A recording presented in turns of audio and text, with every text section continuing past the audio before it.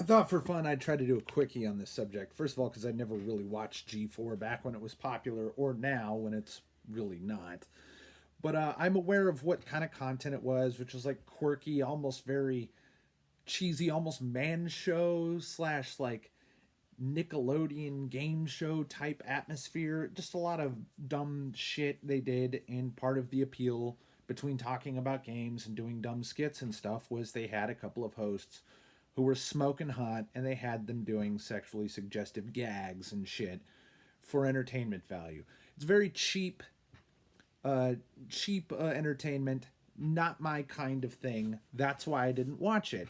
Maybe Indiana Black or whoever this new host of X Play is would appreciate that. That I found G4 to be too trashy for me. And this is coming from a guy who watched a lot of Jerry Springer and Maury Povich in the 90s. I watched a ton of trash TV. It was what was on coming home from school and daytime television, that 3 to 4 p.m. time slot type shit, right? But yes, your show was too slutty and too trashy for me. But now we have this bitch who gets on here and says, "Oh, you people don't like me." Well, first of all, yes, you are unattractive. You have a very unattractive face. You have a septum piercing, which, by the way, ladies, I don't even care if you get the cute little stud on your nose. Nose piercings are hideous. That fad cannot die fast enough. They're extremely unattractive, very ugly piercings. Stop getting them. I don't know who likes those. It's not me. It's not any guy I've ever met. Maybe you girls like fucking up your nose and shit, especially those ugly ass septum piercing, which is usually the way people would pierce like cattle and slaves with septum piercings. It doesn't look attractive. It's repulsive in every way to me. Stop doing that. Add on to that her ugly tattoos. She's skinny and shrill. Okay, this is the fastest way you can get somebody to not like you is to be shrill. And what is one of the most unifying, ubiquitous aspects of a feminist? They are shrill and combative, arrogant and bitchy. Now, I have not actually seen any of Indiana's content besides her now infamous rant on X Play, talking about how she's not as bangable as the previous host. Yes, and guess what? The other your other coworkers, some of which actually worked on G4 during the time of these previous hot hosts with the big tits, they knew it was sexualized. They were okay with it then, and they're only not okay with it now because there's cunts like you running around being extremely shrill harpies trying to destroy the livelihoods of anybody working. And this is why I call feminists violent. I haven't said it in a while, but I should say it again because my opinion has not changed. Feminists are violent sadists. All progressives are. Now, why do I add the term violent to it when they normally only pull shit online? It's actually somewhat rare for a feminist to physically attack somebody. Well, here's the thing. I'm very glad Dave Chappelle has come around and told a story that a bunch of you have heard. If you're listening to me, you've probably heard Dave Chappelle tell the story about him trying to out a bunch of con man hustlers who were playing 3 card Monty, saying that the game was a scam. And one of the guys grabbed him and said, "Never get between a man and his dinner." Basically, what Dave Chappelle said to shorten the story was to say that taking away a man's livelihood is akin to killing him, which is not that far from the actual literal physical truth. Destroying someone's livelihood drastically damages their quality of life permanently. So, cancel culture is a violent, sadistic activity. It is sadistic and it is violent, and those terms are not up for debate. It is literally objective fact that feminists are violent sadists. Now, part of the reason why Indiana Black's 5 minute screed just screaming about how, oh, she's not bangable and you don't respect me and you respect Adam or whatever the fuck the other co-host name is because he's a man and he's cheering her on. Meanwhile, Adam Sessler participated in all that slimy non-progressive shit not too long ago and is just a guy who changes his coat to whoever's the winning team, which unfortunately for right now is woke progressivism. It's cowardly, it's hypocritical, everyone can see right through it. And the other thing is, I would just, if I was forced to be in that segment, I would just kind of maybe nod and just try to shrink back into my chair and hope the camera doesn't float across my face. Because even if I was trying to protect my livelihood by going along with this shrill feminist harpy, I would not be able to just throw any principles I have out away, especially to an audience that knows it would be insincere. Everybody knows the men present on that panel who were applauding Indiana Black were insincere. They know they're just agreeing with it for their woke kudos points, and probably privately know that it's not good for business to let her do that, but I'm sure all the producers and people in charge who are very happy about getting the negative attention, because there's no such thing as bad attention to these people. Any clicks is good clicks. Probably were happy to have put aside a segment and pretend it was unscripted, pretend it was just a momentary outburst when it was obviously planned, extremely so, very obviously planned, for negative attention and to signal to a crowd that is, I've said repeatedly, not a reliable customer base. Feminists are not a reliable customer base. They have many, many, many different interests from each other, and the only thing that unites them is, say it with me again, violent sadism and neuroticism, sexism, all the above. But okay, I can't judge on sexism. I am a chauvinist bordering on misogynist myself, despite the fact that most of my friends are female, and they agree with almost every negative thing I have to say about the female species because I am truthful and accurate. And it's usually discussed in a joking manner, and my female friends are definitely not shrill, harpy, arrogant, controlling bitches like Indiana Black. But the other thing that bothers me is seeing a bunch of men clapping for feminists like that and being like, you go girl and stuff, is disconcerting to me, because male feminists are very overrepresented in domestic violence, sexual abuse, and rape. Okay, the wolf in sheep's clothing, it could not be possibly a more apt description for male feminists, who usually use it as a strategy to get close to women by signaling themselves as a non-threat to an entire gender group that views all men as threats or as people that they look down on. They have disdain. They're female supremacists, feminazis. I always thought that term was fucking stupid and not useful, but it did stick. And it is supposed to hearken to the idea that a feminist is not just controlling and authoritarian, but abusive. To a very terrible degree. And that's why I don't like the way the term is just thrown around flippantly, because if you're going to try to bring up Holocaust imagery and pull Godwin's Law to talk shit at feminists, which, by the way, is not necessary. You do not need to stoop to such cheap tactics to deal with such cheap people. They're very easy to overwhelm.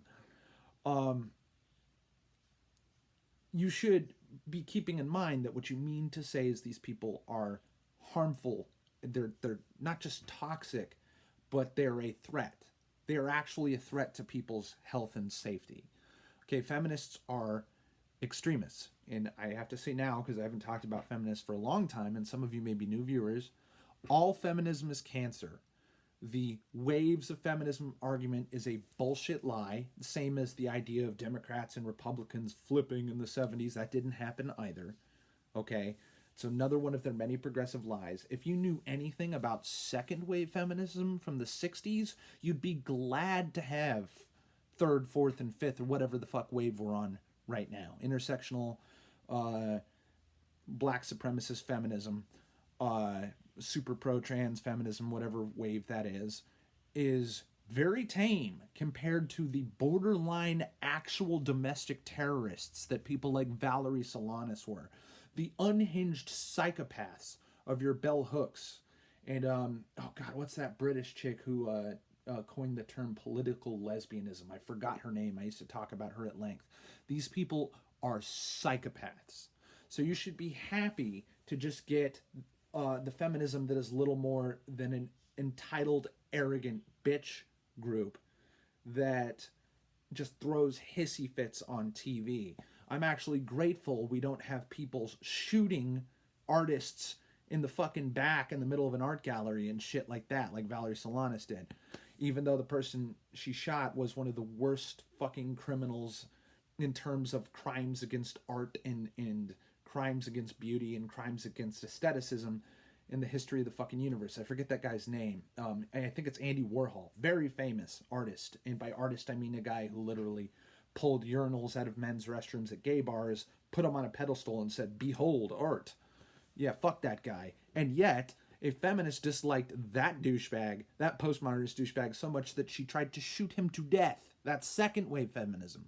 First wave feminism weren't even self-avowed feminists. They didn't espouse feminist values. They were suffragettes who were willing to do anything, sometimes violent things, to campaign for the right to vote. That's different. You can say that's feminism by definition, but they weren't feminist by title or by action, or they didn't line up with any of the subsequent waves in ideology or behavior at all. These were happy to housewives who did not want to work. They just wanted to vote. And that was the end of that. Anyway, I didn't mean to go on a long diatribe there, but I mean, the subject was over. Basically, I said all I had to say. Ultimately, it is a poor business strategy to attack a segment of your audience that is potentially as high as 50%. Actually, in terms of video game related content, you're not getting a 50-50 split in your audience. You're probably getting 75 to 25 pro male at best. At miraculous situations, you're probably actually looking at an audience in excess of 90% male. You choose to directly, personally attack this audience, strawman and frame them for crimes against all womanhood and virulent sexism because they don't like Indiana Black because she's an unlikable, horrible person. Also unattractive, not even easy on the eyes, very little to forgive. But also, if G4 thinks that they didn't take advantage of those previous hosts whose names I don't recall and don't care to recall, who were majorly tits and ass and did such graphic things as deep-throating a hot dog and simulating fellatio, using props to simulate masturbating a dick while wearing like a swimsuit and shit, like not even borderline, just actually literal pornographic material is what was native to G4. And as a person who's gotten old to the point where I'm actually somewhat of a prude about such content, no, I don't agree with having, like, I'm pro ring girls. Yes, they're beautiful. Yes, they're scantily clad. Are they doing overtly sexual activities in their occupation of holding a round number card and walking around a ring? No, same for drag racing ring girls and all that shit. They're attractive. They add an air of glamour. They're extremely well paid to do an extremely easy job, or at least easy job compared to a lot of jobs, and they're not sexualized. The former G4 hosts were absolutely, blatantly, flagrantly, and intensely sexualized, and it's okay to have a problem with that. And yet, that doesn't excuse Indiana Black's behavior. It doesn't excuse the screed that she gave. It doesn't excuse whatever executive producer, whatever the fuck greenlit that fake, spontaneous outburst. No, it is never a good business strategy. It's likely that G4 is already failing, and oftentimes companies that are on the verge of failure will pull this kind of shit just to have an excuse for failing that doesn't look bad on their resume when they move on to their next job. I suspect that may have been part of what's going on here, but that's just speculation.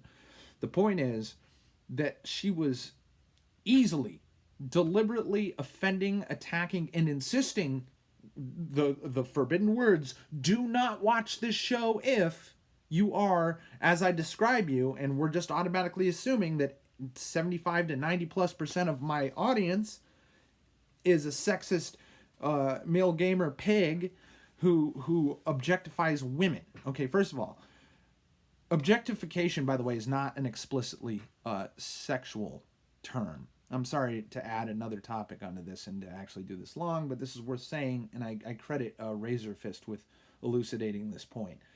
Men are objectified constantly, okay? And all objectifying means is to reduce a person to a non-human symbol of something, which sex can be an option.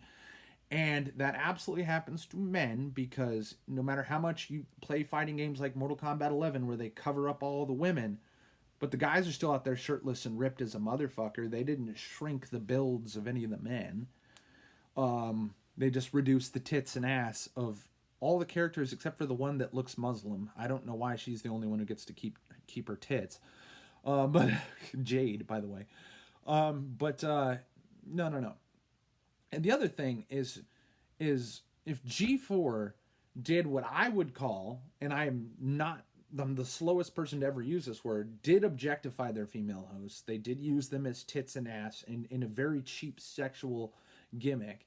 Now, these hosts actually were, people did like when they opened their mouth and talk, and did like when they talked about games, but they just as often used them for tits and ass. And some of us miss the 90s and miss the glorification of tits and ass, which is never, it's not expressly a bad thing as long as it's adults doing it in adult content.